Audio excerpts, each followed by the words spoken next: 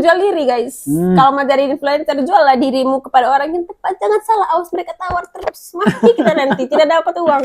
Kalau untuk ladangnya sendiri untuk menjadi influencer di Labuan Bajo nih sudah kebuka. Tapi sayangnya itu orang-orang cuma segelintir orang saja yang mau masuk di dunia itu. Oke.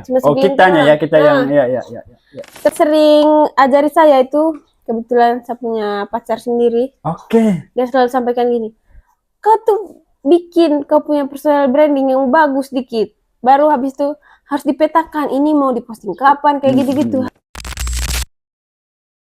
Halo semua, kali ini saya mau ngobrol dengan pegiat sosial media, karena beberapa episode terakhir itu kita bahas tentang marketing, kita bahas tentang sosial media, dan kali ini kita tetap membahas hal yang sama. Terima kasih Kakak Claudia sudah datang di Bajo Podcast. Sama-sama. Saya pulang sudah. Masa saya ngobrol sendiri di sini. Kita terakhir undang Kakak Claudia itu pas di kita punya podcast yang lama, tapi studionya agak gimana? Ini lebih panas. Sama saja. Sama saja. Sebenarnya kita mau ngobrol dengan Kakak Claudia di episode keberapa nih? 39 di Bajo Podcast. Dan lagi-lagi harusnya orang tidak tahu sih lokasi podcastnya kita di mana. Dan saya yakin semua orang tidak tahu itu, kecuali gestar-gestarnya kita, karena satu dan lain hal ya. Kita menyembunyikan lokasi. Oke. Nah, Kakak Claudia sekarang itu freelancer. Yes. Iya. Dan walaupun sebelumnya Kakak Claudia bekerja dan spesifik di sosial media dan marketing. Yes. Nah, kan Anda kan dulu bukannya sarjana pertanian. Iya, benar sekali. Agak miring, agak nyungsep jauh sedikit. Ya. Makanya, kenapa Kakak Claudia suka dengan dunia marketing? Mungkin kita mulai dari situ saja dulu kan? Iya, boleh. Karena saya juga mahasiswa marketing, saya pengen tanya ini. Kalau terjun di dunia marketing itu sebenarnya dulu terjun bebas guys. Tanpa pasang parasut. Jadi dulu itu belajar marketing itu memang betul-betul dari nol. Saya kan kurang paham soal marketing. Iya. Soal digital marketing saya juga kurang paham. Tapi saya mulai belajar itu pas di Ruteng, di mana saya waktu itu tidak ada kerja. Terus habis tamat langsung nganggur itu? Iya, nganggur lah. Habis tamat langsung nganggur guys. Terus nganggurnya itu jadinya saya memanfaatkan saya punya hobi, saya bikin kue. Saya jualan melalui media online, mulai dari Instagram, Instagram, Facebook, kayak gitu-gitu, pokoknya di sosial media. Terus mulai dari situ saya kayak memanfaatkan bagaimana caranya supaya saya punya produk ini menarik. Jadi saya buat foto, buatkan videonya kayak gitu-gitu, terus saya desain sebagus mungkin. Ya, sebagus mungkin di pandangan saya waktu itu. Tapi itu sih pokoknya itu tidak ada tapi sebenarnya. Saya belajar mulai dari situ, mulai dari jual-jualan gitu. Belajar tipis-tipis dulu. Terus setelah itu nextnya saya belajar lebih dalam lagi tentang digital marketing itu pas saya ditawari kerja di Labuan Bajo, di mana saya sangat tidak paham apa itu digital marketing. Dan dijelaskan nanti kerjanya seperti ini. Nah, jadi karena saya penasaran orangnya, jadi saya selalu buka YouTube untuk belajar apa itu digital marketing. Jadi saya selalu belajar melalui media-media sosial seperti YouTube. Jadi saya cari di situ apa itu digital marketing, dari kerjanya seperti apa. Jadi mulai dari situ saya belajar. Lupa sudah ilmu-ilmu pertanian, cara menanam dan lain-lain. Awas salah pakai pupuk. Oke.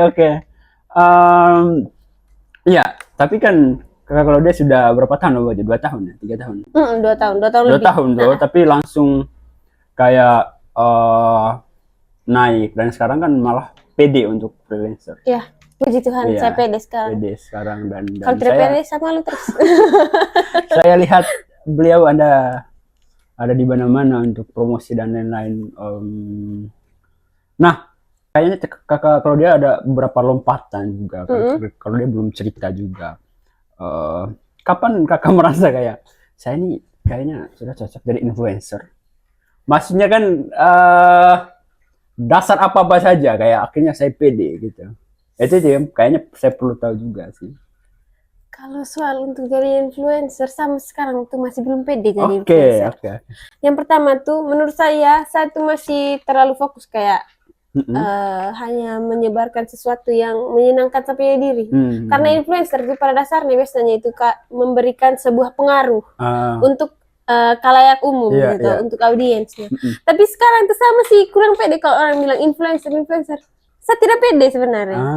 Karena saya belum masuk ke ranah influencer sebenarnya. Saya masih belum bisa membagikan sesuatu yang amat sangat baik untuk audiens. Kayak saya cuma bisa membagikan sesuatu seperti halnya kan saya sekarang dancer gitu. Jadi saya hanya membagikan sesuatu yang membuat saya bahagia. Hanya itu saja. Bonusnya untuk orang ya. Bonusnya untuk orang suka, orang lihat. Ya kayak gitu.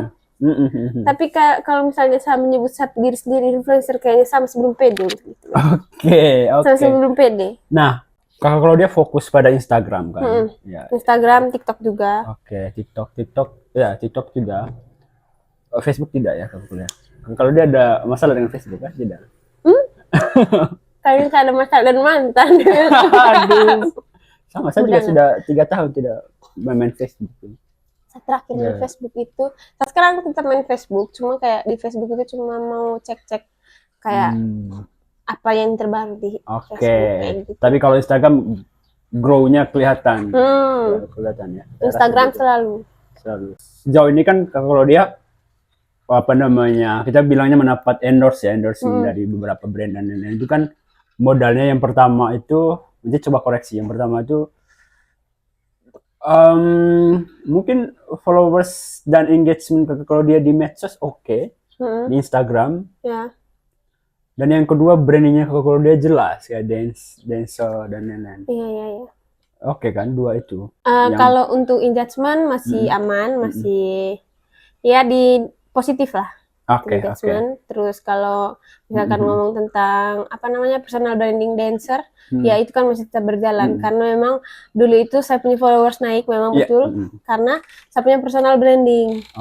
Jadi belakangan ini tuh mungkin karena dulu saya lebih fokus kerja, di kantoran, jadi kayak ngedance tuh saya belakangnya dulu. Padahal dari dulu tuh saya naik gara-gara itu.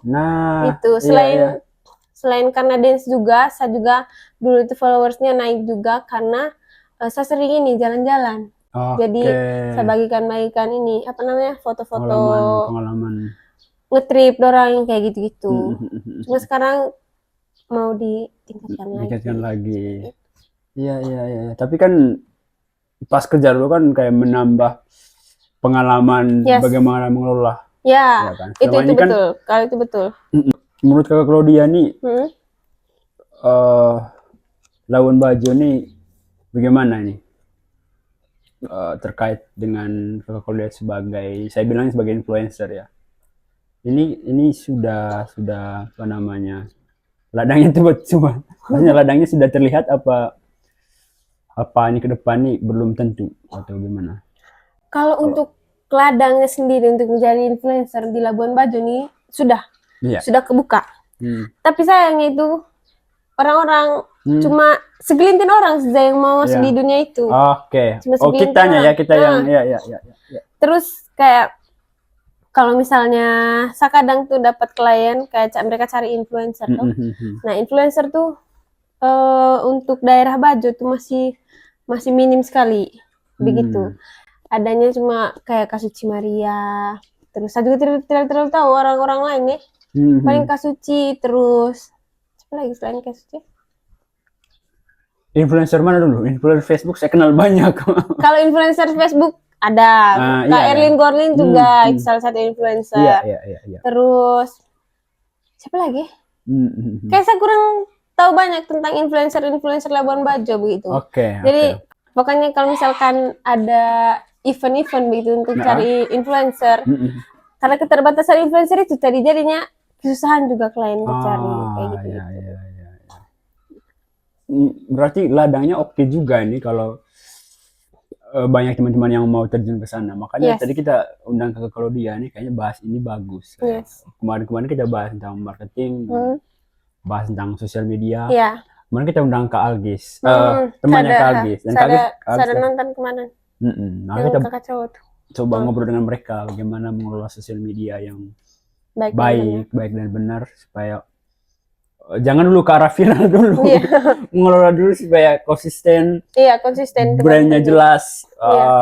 Nah, kalau dia fokus di Instagram mulai kapan tuh? Mulai sejak menari dance dulu kah? Kalau untuk fokus di Instagram itu saya paling mulai kuliah. Mulai kuliah saya sudah fokus di Instagram. Saya sebenarnya dulu punya 2 Instagram. Satunya kena hack. Aduh. Gara-gara ada orang pakai foto. Terus di posting-posting di dia punya akun. Terus dia malah laporkan saya punya akun. Jadi saya mulai lagi dari awal dulu. Itu semester 2 kalau tidak salah. Dari semester 2 kuliah itu saya mulai terus posting-posting terus di Instagram. Dan paling sering tuh posting video dance. Gitu. Karena ya lumayan, teman-teman juga support saya di dunia dance gitu. Dan saya sering bergelut di situ. Saya baru download Instagram kemarin sih, sebulan lalu. Karena saya belum punya Instagram, jadi saya download dulu Instagram. Supaya saya mengenal lebih dalam tentang Instagram. Sial. Aduh. Masa juga baru download Instagram. Sejauh ini kalau dia mengelola TikTok dan juga Instagram untuk, kalau kami kan hanya untuk teman-teman lain ya untuk kesenangan dan lain-lain. Nah kalau dia itu untuk kesenangan juga, tapi kan bertanggung jawab untuk tetap konsisten. Nah selain konsisten ini, tantangan apa saja yang kalau dia itu kayaknya ini yang perlu disiplin di beberapa poin-poin tertentu. Yang paling fatal itu konsistensi. Terus sisanya itu kembali lagi ke pribadinya kita sih. Karena menyangkut konsisten. Kalau kita mau konsisten tapi pribadinya kita kayak malas-malasan, itu kan sama satu. Tidak akan menghasilkan sesuatu yang konsisten. Terus apalagi ya? Saya juga agak bingung. Atau takut miss sama tren-tren tertentu. Atau capek kalau hari ini ikutin tren ini, tiba-tiba besok ubah lagi ikutin itu lagi. Atau kalau dia tidak mengikuti tren tapi menciptakan tren. Oh my god, kalau disuruh menciptakan tren agak susah ya. Maksudnya Kalau untuk tren sendiri itu seorangnya mengikuti tren. Mengikuti tren, terus untuk trennya sendiri saya tidak kayak misalnya hari ini dia terkenal, hari ini saya langsung bikin. Tapi pas saya selalu pakai proses. Kayak apakah aku akan bikin? Kayak gitu mungkin, atau tapi karena ini kerjaan pribadi gitu, jadi tidak ada sebuah paksaan. Tidak ada tekanan. Tidak ada tekanan. Deadline yang. Tapi kerjaan pribadi juga cukup krusial kalau. Iya. Keenakan dan terlena, Bu. Tidak ada yang memonitoring dan lain-lain. Kalau kerja sendiri itu susahnya di kayak mengatur klien. Misalnya, saya kan kadang terima klien tuh. Nah, sudah banyak nih numpuk video-videonya. Sudah harus edit dulu satu klien. Terus yang satu klien ini saya sudah kirim. Si klien yang lain minta kayak, aduh kak, mohon maaf, boleh menunggu sebentar karena ini harus pakai list gitu. Kita harus antri lah. Itu salah satu kesulitan juga. Kesulitan apa namanya, mengatur klien yang sangat banyak. Gitu ya. Terus itu agak ini kesulitannya ya. Menurut saya karena begini, kayaknya bagus Anda kayaknya datang ke tempat yang tepat, karena sebentar lagi kita bakal buka sosial media agensi.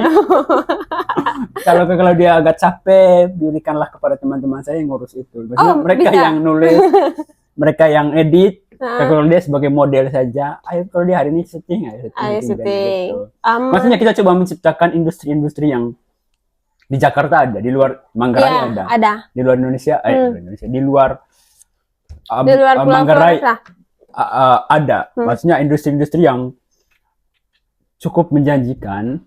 Karena kemarin itu saya bahas tentang yang jangan berpikir jadi PNS itu, aduh banyak yang komen itu sekitar 300 sampai 400 orang. Itu calon PNS semua. Itu kan saya cuma mengulang kata-katanya Pak Jokowi di situ kan. Dia bilang gini, dan ada sudah cantumkan beritanya juga di situ. Saya lihat 300 ini antara dua ini tipe, yang satu benar-benar orang yang gagal PNS, satunya yang nganggur. Jadi kayak apa Anda? Kenapa melarang kami menjadi PNS? Gitu cara marahnya kan? Ya bisa jadi mereka juga kesulitan, kasihan. Tapi kan di situ coba share beberapa pekerjaan-pekerjaan di dunia maya, ya, saya bilang, sebagai influencer dan lain-lain. Makanya bagus juga kalau dia bakal kerja sama dengan kita untuk sosial media optimization ya Terserah seperti itulah. Seperti itu. Kalau dia kan spesifik dancer, kemudian jadi jalan-jalan di kontennya. Nah, bagaimana membedakan secara pribadi dan sebagai content creator, atau dicampur saja? Kapan saja saya mau buat konten, atau kakak tidak membeda-bedakan secara pribadi dan sebagai content creator? Itu masih jadi salah satu masalah di saya. Oke, jadi campur-campur ya. Saya campur adukan semuanya. Dan selalu kayak edited menggerai, towing terus. Nah, yang sering ajari saya itu kebetulan saya punya pacar sendiri. Dia selalu sampaikan gini, kau tuh bikin kau punya personal branding yang bagus dikit, baru habis itu harus dipetakan ini mau diposting kapan, kayak gitu-gitu. Harus kalendernya. Nah, harus dibuat kalender, dan cobalah kau untuk fokus ke satu hal, jangan semua kau ambil kayak gitu.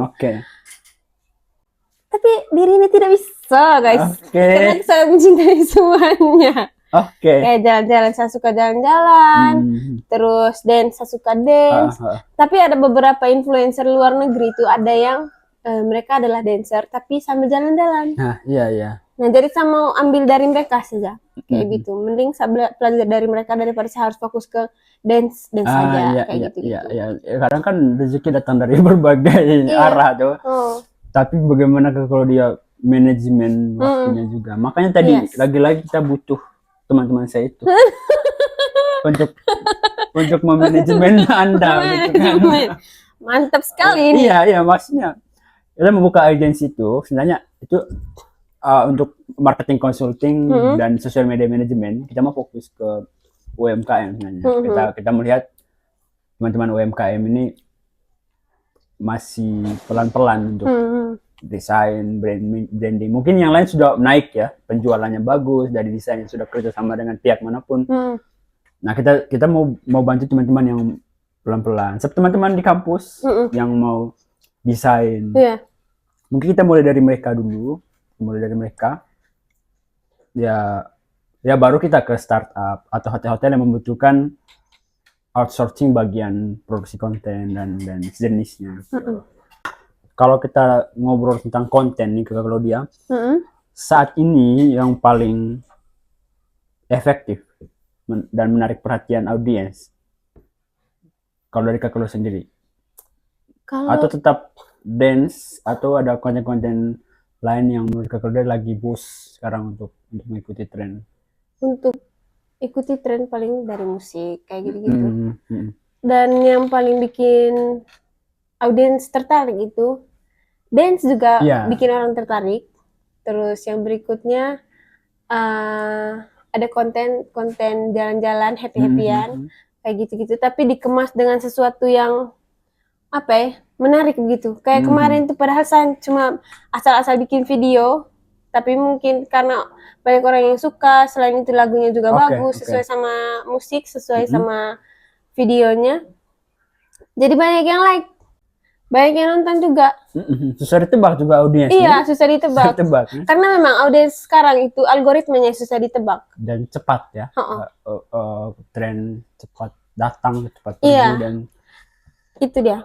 Makanya kalau saya lihat di konten kreator di luar ya, di kota itulah.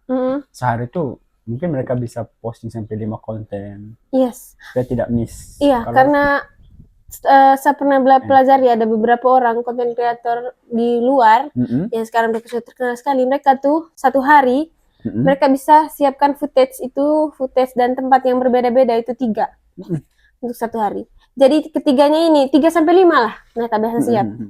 Nah, jadi ini footage akan diedit dan dipostingnya itu bukan satu hari langsung, tapi bisa jadi besoknya lagi. Pokoknya untuk 5 hari ke depan lah, kayak gitu-gitu. Mereka sering berbagi informasi tentang itu. Jadi saya juga cukup tertarik, tapi untuk manajemen hal-hal seperti itu saya kayaknya masih belum bisa.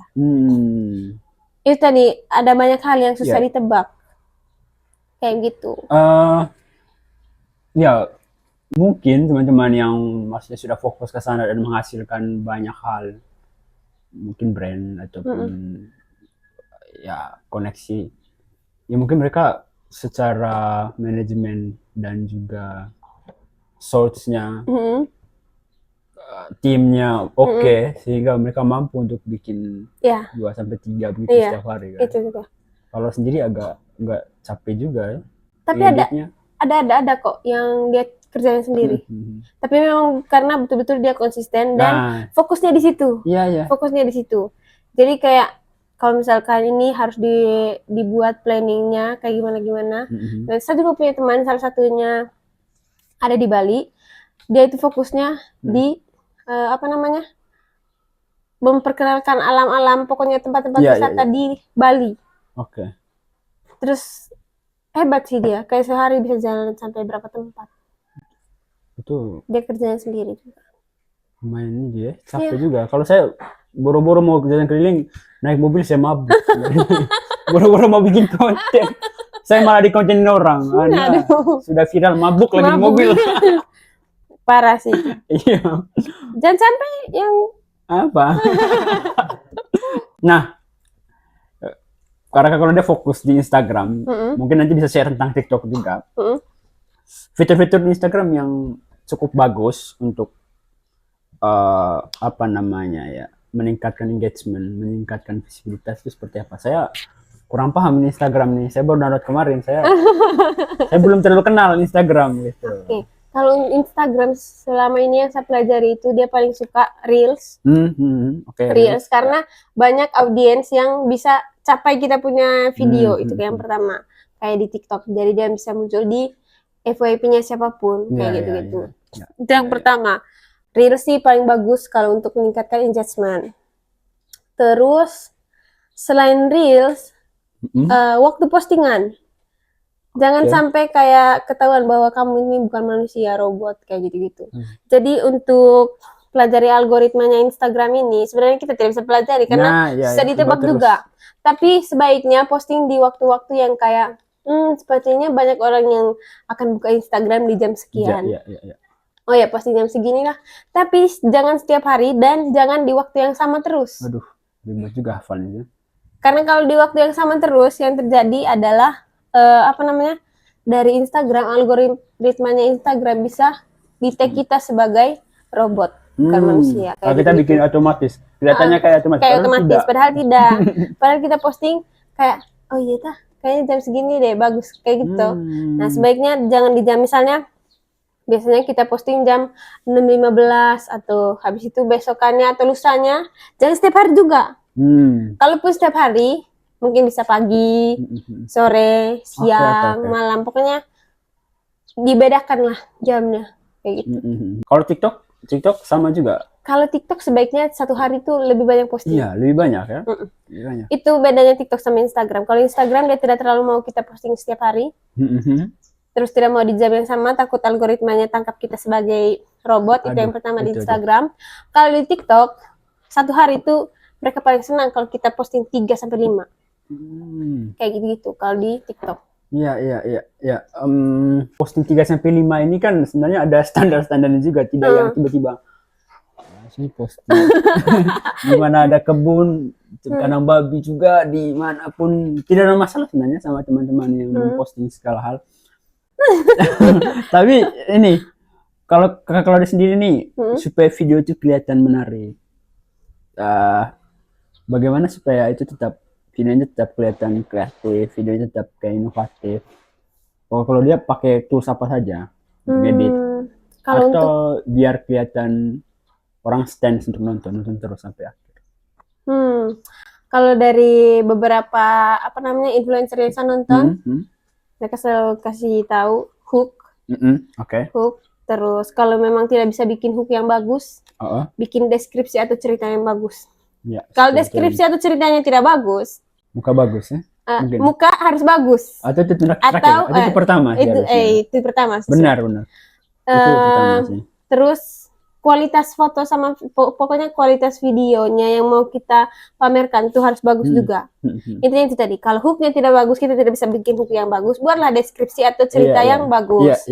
Kalau itu dua-dua tidak bisa, buatlah tampilan yang HD. Pokoknya kualitasnya bagus lah. Yang menarik untuk ditonton. Terus editingnya bagus. Transisinya bagus kayak begitu. Tapi sampai sekarang aku masih belum bisa, guys. Aku merasa aku masih seperti awam.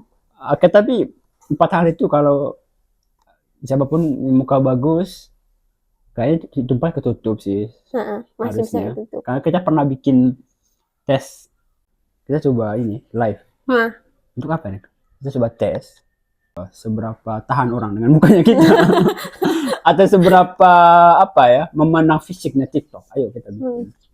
Kita coba 2 orang, saya dan teman saya. Satunya kita ajak teman cewek yang di kelas. Cukup menjelaskan sih sebenarnya hasilnya. Tidak bisa berword-word lagi. Tidak bisa berword-word lagi. Akhirnya kayaknya benar-benar TikTok kayaknya seperti ini. Makanya kalau banyak yang bilang, kalian punya podcast, kalau kita ngomong podcastnya kita sedikit effort bikin tampilan dan lain-lainnya. Ya karena menurut kita ya kita bukan siapa-siapa yang tiba-tiba bikin podcast. Kalau Anda Jeffrey Nicole mau bikin podcast di toilet pun orang nonton. Kalau Jeffrey Nicole mau bikin podcast di hutan pun. Tapi dia memang sudah yang terkenal dan sudah ganteng. Dari sononya. Nah makanya kita awal-awal dulu mungkin ganteng itu sih sebenarnya ya. Walaupun dosen saya bilang ganteng itu relatif, tapi tetap. Lebih baik kita telan. Maka saya tuh suka gabung sama teman-teman yang ganteng, yang cantik. Biar apa? Biar ketutup. Bukan ketularan. Ketularan tidak, tapi ketutup. Karena saya ada beberapa kayak bikin studi yang begini.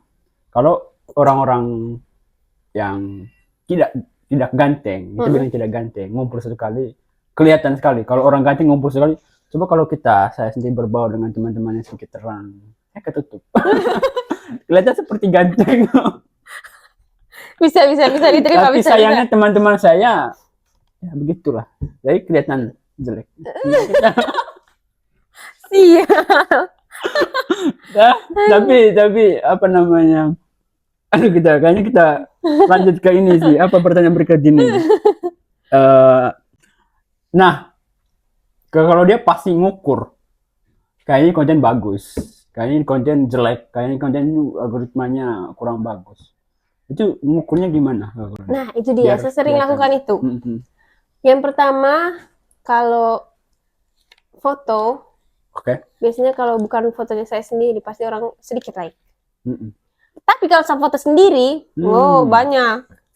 Itu yang pertama. Sama, banyak, tapi banyak yang komen hate. 300. Terus kalau video reels, biasanya Instagram, saya kan stream Instagram. Ada beberapa video yang banyak penontonnya. Saya tidak bisa cek kenapa ini banyak, kenapa ini sedikit. Yang pertama itu saya punya video. Di situ saya cuma storytelling saja, cuma cerita. Dan di mana itu cerita itu saya kasih masalah di awal, tapi habis itu saya kasih solusi. Nah, video yang paling orang butuhkan sekarang adalah kayak gitu. Kasih dulu masalahnya.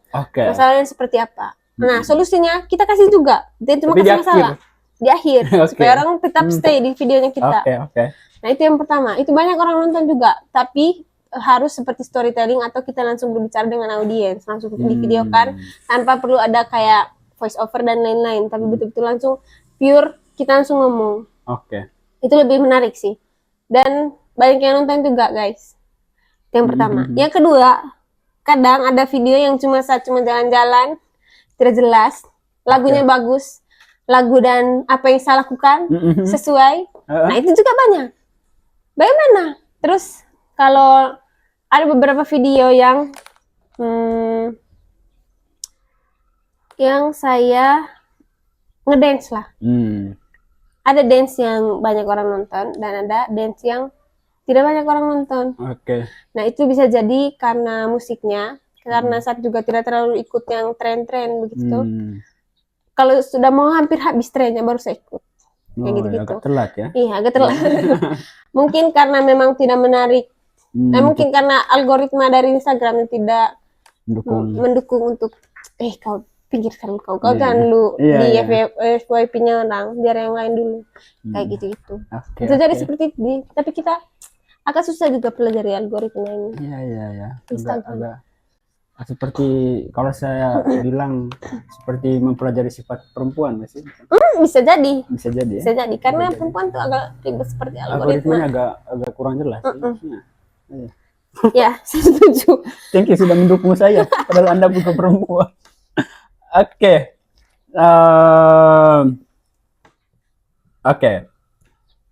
Saya kemarin mention di flyer kan. Kita fokusnya kayak audiensnya kita Gen Z. Walaupun bapak-bapak juga nonton tidak masalah juga sih. Ya, yang pengen jadi muda, pengen tetap muda, kelihatan muda walaupun sudah berbapak. Iya. Tren yang perlu diperhatikan di Instagram saat ini untuk Gen Z. Atau mungkin kuncinya update terus ya. Itu juga dengan TikTok juga seperti itu, tapi kadang TikTok itu lebih tangkap sesuatu yang kayak apa ya, udah harus ngikutin tren. Kalau dia selama pembuatan konten, edit dan lain-lain tuh pakai AI juga kah atau manual kah selama ini? Saya pakai CapCut guys. CapCut saja ya? CapCut, tapi selalu pelajari di sosial media. Oke. Kadang kayak kalau misalnya ada beberapa transisi yang sama pelajari, pasti saya selalu nonton di Instagram. Saya selalu cari, ada memang beberapa yang jadi saya punya panutan di situ. Jadi saya selalu nonton mereka terus. Tetapi pas saya eksekusi guys, bagus. Tidak ada yang like. Ada yang nonton tapi ada yang nonton. Ada yang nonton tapi tidak begitu banyak. Kayak biasanya kan kalau misalnya viewers itu minimalnya itu 11K. Tapi yang itu sekitar cuma 9 atau 8K gitu. Kayak gitu. Padahal kita sudah Nana bagus ini, sesuai bikin bagus-bagus. Padahal tidak ada. Iya, 8K itu kan 8.000 orang ya. Sebenarnya banyak juga sih kalau ngumpul di lapangan. 8.000 itu kan. Kalau ngumpul di lapangan. Iya, tapi begitulah. Karena di luar sana ada yang lebih banyak lagi kan. Iya. Makanya tadi saya bilang kenapa kita harus videonya lebih HD. Apapun lebih maksimal. Karena yang dunia maya bukan kita doang. Iya. Banyak yang lebih lagi. Iya. Bagaimana supaya kita sedikit beda saja. Dan saya rasa mungkin algoritmanya Instagram juga tidak menerima saya punya video yang kayak saya edit tadi yang saya rasa sudah bagus sekali. Mungkin karena dari Instagramnya sendiri sudah membaca bahwa saya itu adalah seorang dancer. Itu sudah saya punya personal branding. Biasanya mungkin nanti coba cari di Google. Ada salah satu fitur yang bisa cari tahu kita punya engagementnya seperti apa, kita kategorinya apa, kayak gitu. Jadi saya punya kemarin itu masih belum jelas kategorinya apa. Nah, pas saya sudah mulai perbaiki kembali apa yang selama ini saya pelajari, pokoknya dari dance, pokoknya personal brandingnya saya seperti biasa. Nah, baru udah muncul dia punya kategorinya apa. Saya punya itu kategorinya daily life. Kalau saya itu nanti akan dipetakan seperti itu sama si Instagramnya sendiri. Misalnya saya selama ini personal brandingnya di jalan-jalan sama bikin video dance. Kalau misalnya saya ada bikin video lain selain itu, otomatis algoritma juga kayak ini bukan kau deh kayaknya. Kayak gitu. Iya. Jadinya akan menurun dia punya viewsnya kayak gitu. Berarti seperti jebakan juga algoritma itu. Terus kakak kalau dia supaya tidak terjebak di situ bagaimana? Ya harus kembali ke jalan. kembali ke ke laptop. Ke konten-konten organiknya kita. Ya seperti itu kayaknya. Seperti itu. Kayaknya kita sudah berapa menit nih? Udah lama ya. Tapi sebelumnya ini gorengan nih dari kebun. Oh iya, maaf ya guys. Dari mana ini dari Pede di sana. Oh my god, mana bisa goreng guys. Kayaknya kalau kita beli 10.000 kelihatan banyak sekali.